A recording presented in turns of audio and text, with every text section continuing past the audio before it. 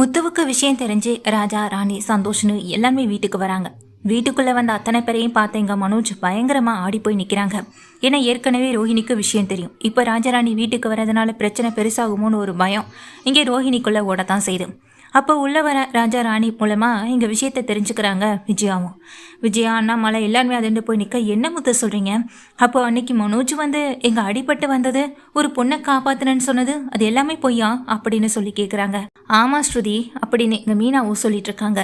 பக்கத்தில் இருக்க முத்துவும், எனக்கு அன்னைக்கே சந்தேகம் இருந்தது, இவெல்லாம் அப்படி தைரியமாக யாரையும் போய் காப்பாற்றக்கூடியவன் இல்லையேன்னு. ஏன்னா இன்னைக்கு கன்ஃபார்ம் ஆயிட்டு அப்படின்னு சொல்கிறாங்க. டேய் முத்து, அது சொல்கிறது எல்லாமே பொய்யடா அப்படின்னு சொல்ல, ஆமாம் முத்து, நான் இதை சும்மா ஒரு பிளான் தான் பண்ணி கொடுத்தேன், மனோஜ் போய் எதுவுமே செய்யலாம் இல்லை அப்படின்னு அங்கே மொட்டையுமே சொல்கிறாங்க. நாங்கள் எல்லாரும் இவ்வளவு சொல்கிறோம் அப்படின்னு அங்கே நின்றுக்கிட்டு இருக்க மனோஜும் சொல்ல, டே இந்த விஷயத்தில் ஒரு பொண்ணு சொல்கிறதுன்னு நம்புவாங்க. இப்போ அந்த பொண்ணோட புருஷனு 2 பேருமே நம்ம வீட்டுக்கு வந்து நிற்கிறாங்க. அவன் பொண்டாட்டியை நீ எடுத்துட்டதா வேற சொல்லிட்டு இருக்கான் அப்படின்னு சொல்ல, ஒன்று போலீஸ் ஸ்டேஷன் போக போகிறாங்க, இல்லைனா அப்படின்னு சொல்லிட்டு அங்கே நின்றுக்கிட்டு இருக்க மனோஜை பார்க்க, இங்கே பாரு மனோஜ், நீ இந்த பொண்ணை எடுத்துட்ட, அதனால நீ இந்த பொண்ணு கழுத்துல தாலி கட்டி தான் ஆகணும் அப்படின்னு முத்து சொல்ல, என்னடா பேசிக்கிட்டு இருக்க? யாரோ நம்ம வீட்டுக்கு வந்து உன் கூட பிறந்தவனே சந்தேகப்பட்டு பேசினா நீயும் சந்தேகத்தோட இந்த மாதிரி ஒரு விஷயத்த சொல்லுவியா அப்படின்னு கேட்குறாங்க இங்க விஜயாவும். அதுக்கு முத்துவும், ஆமாம், பெத்த அம்மாவுக்கு தான் பெத்த பசங்க எந்த தப்பு பண்ணாலுமே அவங்க கண்ணுக்கு அது தெரியறது கிடையாதுன்னு சொல்ல, விஜயாவுடைய முகம் அப்படியே மாறி போகுது. அது மட்டும் இல்லாமல் அங்கே நிற்கிற ராணியை பார்த்து, இவங்க தான் இனி உன்னுடைய மாமியார்னு இங்கே முத்து சொல்கிறத கேட்டதும் அங்கே நின்றுக்கிட்டு இருக்க ரோஹிணிக்கு இன்னும் பெரிய அதிர்ச்சி ஆகுது. என்னடா பார்த்துட்ருக்கேன், சரி நீங்கள் எல்லாரும் இருங்க, நான் போகிறேன்னு சொல்லி முத்து என்ன பண்ணுறாங்க, அங்கே சாமி ரூமுக்கு போயிட்டு அங்கே இருக்க ஒரு தாலி கயித்தை எடுத்துக்கிட்டு வெளியே வராங்க. டேய் மனோஜ், என்ன பார்த்துட்டே இருக்க, பிடி அப்படின்னு சொல்ல பிடிக்கிறாங்க. இங்கே பாருடா, இனிமே இந்த ராணி தான் உன்னுடைய மனைவி, இப்போவே எல்லா மத்தியிலையும் அந்த பொண்ணை நீ உன்னுடைய மனைவியாக ஏற்றுக்கோ அப்படின்னு சொல்ல, அது எப்படி சார் முடியும், ராணி என்னுடைய ஒய்ஃப் அப்படின்னு அங்கே நின்றுட்டுருக்க ராஜா சொல்லும்போது, நீ தானே சொன்ன இதுக்கு ஏதாவது ஒரு நியாயம் வேணும்னு, அப்போ இவ்வளோ தூரம் வர தானே சரியாக இருக்கும் அப்படின்னு அங்கே முத்துவும் சொல்கிறாங்க. அதுக்காக என்னுடைய ஒய்ஃபை இந்த மனோஜுக்கு நான் திரும்ப கட்டி கொடுக்கணுமா அப்படின்னு சொல்லிட்டு அங்கே ராஜா நிற்கிறாங்க. இதில் என்ன ஒரு விஷயம் இருக்குன்னா, மனோஜ் இந்த பொண்ணாயிட்ட தப்பாக நடந்துக்கிட்டான்னு நீயே உன் வாயால் சொல்லியிருக்க, அப்போ அதுக்கு தீர்வே இது தானே அப்படின்னு சொல்ல, அதெல்லாம் வேணாம் சார், எங்களுக்கு நஷ்டஈடா அப்படின்னு சொல்லும்போது, கடைசியில் நீங்கள் அங்கே தான் வந்து நிற்பீங்கன்னு எனக்கு நல்லாவே தெரியும், நஷ்டஈடு கொடுக்குறதெல்லாம் எங்களுக்கு பெரிய பிரச்சனை இல்லை, ஆனால் நாங்கள் இதுக்கு உனக்கு நஷ்டஈடு கொடுக்கணும் அப்படின்னு நாங்கள் முத்துவும் கேட்குறாங்க. என்ன சார், என் ஒய்ஃப் கிட்டே இவன் தப்பாக நடந்திருக்கான்னு சொல்கிறேன் அப்படின்னு சொல்லும்போது, ஓ அப்போ உன் ஒய்ஃப் கிட்ட தப்பாக நடந்துக்கிட்டது உனக்கு பெரிய விஷயமாவே தெரியலை, அதை வச்சு பணத்தை எப்படி வாங்கலான்னு தானே யோசிச்சுட்டு இருக்க நீ அப்படின்னு ராஜாவை பற்றி கேட்க, சார் நீங்கள் தேவையில்லாமல் என்னென்னமோ பேசிக்கிட்டு இருக்கீங்க, எங்களுக்கு எங்கள் மனைவியோடைய மான மரியாதைன்னு எல்லாமே போச்சு, அதை ஈடுகட்டுற வகையில் அப்படின்னு சொல்ல, அதுக்கு உன்னால் முடிஞ்சா நீ போய் போலீஸ் ஸ்டேஷனில் கம்ப்ளைண்ட் கொடு, இந்த மாதிரி மனோஜ்னு ஒருத்தர் என் வீடு தேடி வந்து என்னை கெடுத்துட்டாரு, எனக்கு நியாயம் வேணும் அப்படின்னு போராட்டம் பண்ணு அப்படின்னு சொல்ல, டே என்னடா நீயே எடுத்து கொடுத்துட்டு இருக்கன்னு அங்கே மனோஜும் பார்த்துட்டு இருக்காரு. இங்கே ரோஹிணியும் ரொம்ப முறைப்பா இங்கே முத்துவை பார்த்துட்டு இருக்காங்க. விஜயாவும் முத்துவை பார்த்து, டேய் என்னடா பேசிக்கிட்டு இருக்க, சொல்லப்போனால் நீயே போய் அவங்களுக்கு பதிலாக கம்ப்ளைண்ட் கொடுத்துட்டு வந்துடுவா போல, என்னடி உன் புருஷனும் பேசிக்கிட்டே இருக்கான், நீ எதுவுமே பேசாமல் அமைதியாக இருக்குன்னு சொல்ல, அத்தை அவர் சரியாக தான் பேசிக்கிட்டு இருக்காரு அப்படின்னு மீனாவும் சொல்லிட்டு இருக்காங்க. ஸ்ருதி ரவினி எல்லாமே ஒரு ஆச்சரியத்தோட பார்த்துட்டு இருக்கேன். டே மனோஜ் நீ தாலியை கட்டு அப்படின்னு சொல்ல, மனோஜ் வந்துட்டு தாலி கட்டுறதுக்காக பக்கத்தில் போகவும் செய்ய, அதை பார்த்துட்டு இருக்க ரோஹிணிக்கு பயங்கர ஷாக் ஆகுது. என்னன்னா என்ன இவன் இப்படி தாலி எடுத்து கட்டுன்னு சொன்ன உடனேயே நான் ஒருத்தி இருக்கிறத மறந்துட்டு அவன் பாட்டுக்கு அந்த ராணி கழுத்தில் தாலியை கட்டுறதுக்காக போகிறான் அப்படின்னு கோவத்தோட பார்த்துட்டு இருக்காங்க.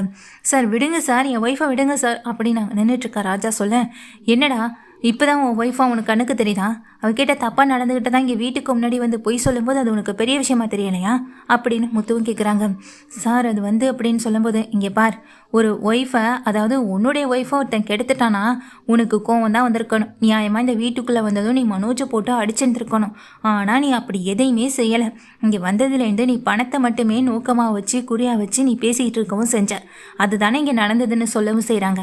டே மனோஜ் நீ தப்பாக நடந்துக்கிட்டேன்னு அந்த பொண்ணு சொன்னதில்ல, இப்போ நீ தாலியை கட்டு, யார் என்ன பண்ணுறான்னு நான் பார்த்துக்கிறேன்னு இங்கே முத்து சொல்ல, ஐயோ சரி என்னை விட்டுருங்க, நான் சொன்னது எல்லாமே பொய் தான் அப்படின்னு அந்த ராணி வாயாலேயே உண்மையை வரவழைச்சிட்றாங்க இங்கே முத்துவும். ராணி வாயாலேயே உண்மையை ஒத்துக்கிட்டதுனால அத்தனை பேரும் அந்த ராணியை திகைப்போட பார்க்க, சார் எங்களை மன்னிச்சிருங்க சார், நாங்கள் தப்பானும் இவர் ஒன்றும் எங்கிட்ட தப்பாலாம் நடந்துக்கல சார் அப்படின்னு சொல்ல, அப்போ பணத்துக்காக தான் மனோஜை மிரட்டி பணம் வாங்கியிருக்கீங்க அப்படி தானேன்னு சொல்லி கேட்க, ஆமான்ற மாதிரி தலையாட்டவும் செய்கிறாங்க. இப்போ உங்ககிட்ட இருக்க ப்ரூஃபை விட என்கிட்ட ப்ரூஃப் பெருசாகவே இருக்கு மீனா, அந்த ஃபோனை எடுன்னு சொல்லும்போது மீனா அங்கே மறைச்சி வச்சிருந்த ஃபோனை எடுக்கிறாங்க. அதில் இங்கே வந்ததுலேருந்து இங்கே நடந்துகிட்டு இருக்க அத்தனை விஷயங்களுமே ரெக்கார்ட் ஆயிருக்கு. இதை பார்த்து அந்த ராஜா ராணி அதிர்ந்து போக, இனிமேல் இந்த மனோஜ் பக்கமாக வாழை ஆட்டினீங்க அப்புறம் நான் நடக்கிறதே வேற, இங்கே இருக்க வீடியோ ஸ்டேஷனுக்கு போகும் அப்படின்னு சொல்ல, வாராணி போகலன்னு சொல்லி ராணியை கூட்டிகிட்டு ராஜா இங்கேருந்து கிளம்பிடுறாங்க. ஏண்டா இதை சிம்பிளாக முடிக்க வேண்டிய விஷயம் இதுக்கு போய் ஏண்டா ஏங்க உங்களுக்கு வேறு ஐடியாவே தோணாதா அப்படின்னு சொல்லி அந்த சந்தோஷ் மொட்டையை பார்த்து திட்டவும் செய்கிறாங்க முத்து திட்டினதுக்கு பிறகு இங்கே நின்றுகிட்டு இருக்க ரோஹிணி முத்து பக்கத்தில் வர, நீங்கள் இவ்வளோ பண்ணீங்க ஆனால் முத்து வந்து அவங்க வாயாலே உண்மை வரவழைச்சு அவங்க வீட்டை விட்டு வெளியே அனுப்புனதுனால அண்ணாமலை ரொம்ப சந்தோஷப்பட்டு முத்துவை பாராட்டவும் செய்கிறாங்க. படித்தேன்னு சொல்கிறேன், ஆனால் படித்ததுக்கான எந்த அறிகுறியுமே உங்ககிட்ட இல்லைடா, முத்து படிக்கலைனால எல்லாத்தையுமே கரெக்டாக செஞ்சிட்ருக்கான்னு அங்கே ரவியுமே சொல்கிறாங்க. அங்கே நின்றுகிட்டு இருக்க ரோஹிணியும் மனோஜும் ரொம்ப கோபமாகவும் அதே நேரம் இங்கே அவமானப்பட்டு நின்றுகிட்டு இருக்க நேரத்தில் அப்போது அங்கே ரோஹிணி வந்து கேட்குறாங்க, அதுக்காக அந்த ராணி கழுத்தில் தாலி கட்ட சொல்வீங்களா, எனக்கு முன்னாடியே நீ என் தாலி எடுத்துகிட்டு போகிறேன் அப்படின்னு சொல்ல, முத்து தான் கண்ணை காட்டினான், அதனால தான் நானும் செஞ்சேன்னு சொல்ல, இதை கேட்டுட்டு இருக்க ரவி, எப்போதுமே நீ அடுத்தவங்க சொல் பேச்சை கேட்டு நடந்துக்கிறவனே இந்த ஒரு விஷயத்துலேருந்தே நல்லா தெரியுது, சந்தோஷம்னு உன் ஃப்ரெண்டு பேச்சை கேட்டு நீ இந்த மாதிரி நடந்துக்கிட்டேன், இப்போ பார் கடைசியில் முத்து தான் உன்னை காப்பாற்ற வேண்டியதான் ஆயிருக்கு அப்படின்னு ரவியும் சொல்ல, ரோஹிணி ரொம்ப அவமானப்பட்டு நிற்கிறாங்க. உடனே அங்கே நின்றுகிட்டு இருக்க மீனா சொல்கிறாங்க, ஏங்க மனோஜை தாலி கட்ட சொன்னதான் உங்களுக்கு பெரிய பிரச்சனையே தெரியுதா, இந்த பிரச்சனையிலேருந்து வழியே வந்தது உங்களுக்கு சந்தோஷமே இல்லையா அப்படின்னு அங்கே ரோஹிணியை பார்த்து கேட்கவும் செய்கிறாங்க. ரோஹிணி எதுவுமே பேச முடியாமல் நிற்க, எல்லாருமே அந்த இடத்த விட்டு கலைஞ்சு போன அந்த சமயத்தில் அங்கே பக்கத்தில் வர மீனா விஜயாவை பார்த்து சொல்கிறாங்க, அன்னைக்கு உன் கூட பிறந்தவனை நீயே நம்பாமல் இப்படியெல்லாம் பேசுகிறேன்னு இன்னைக்கு இவரை பார்த்து இன்னைக்கு இந்த கேள்வியை கேட்டிங்களா அன்னைக்கு மட்டும் அந்த நம்பிக்கை எங்கே போணுச்சு, அன்னைக்கும் மனோஜும் இவரும் கூட பிறந்தவர் தானே, இவர் மேலே தவறான பழியை போட்டதே உங்கள் பெரிய பிள்ளை மனோஜ் தானே, இப்போ நாளும் புரிஞ்சுக்கோங்க அவர் எவ்வளோ பொய்க்காரர் எவ்வளோ ஏமாத்துக்காரன்னு, இப்போவும் அவர் சொல்கிறத நீங்கள் நம்பிக்கிட்டே இருக்கீங்களா, அன்னைக்கு மட்டும் அவரை காப்பாற்றுறதுக்கு ஏகப்பட்ட வழிகள் இருந்தது, ஆனால் ஒரு பெத்த அம்மாவா நீங்கள் இன்னைக்கு உங்கள் பிள்ளை மனோஜ் மேலே வச்ச நம்பிக்கையை அன்னைக்கு எதுக்காக அவர் மேலே வைக்கல அப்படின்னு எங்கள் மீனா கேட்க, விஜயா பேச முடியாமல் தவிச்சு போய் நின்றுட்டுருக்காங்க, திணறி போய் நின்றுட்டுருக்காங்க.